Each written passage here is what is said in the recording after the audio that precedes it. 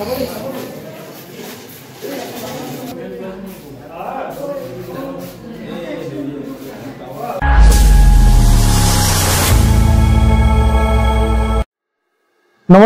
North east নিউজে আপনাদের স্বাগত জানাই। আপনারা দেখতে পাচ্ছেন এখানে হাসপাতালের দৃশ্য এবং এই হাসপাতালটি হচ্ছে ডিব্রুগড়ে।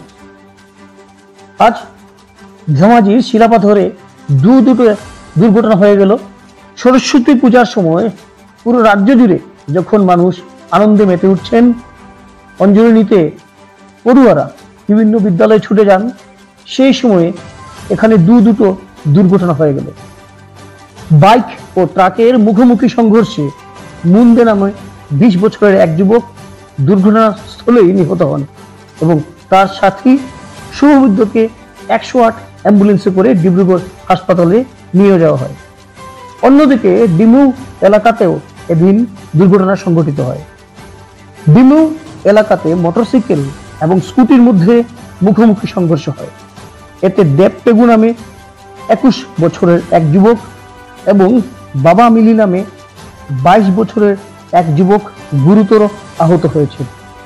তাদেরকে নিকটবর্তী হাসপাতালে নিয়ে যাওয়া হয়। এ সংবাদ পাঠ করা পর্যন্ত তাদের অবস্থা সংকটজনক বলে জানা গেছে। আসুন নর্থ ইস্ট নিউজে সেখানে কিছু দৃশ্য দেখি। আপনাদের যদি এ সংবাদ ভালো লেগে থাকে তবে চ্যানেলকে সাবস্ক্রাইব করুন, কন্টেন্ট শেয়ার করুন, এ অনুরোধ রইল। ধন্যবাদ।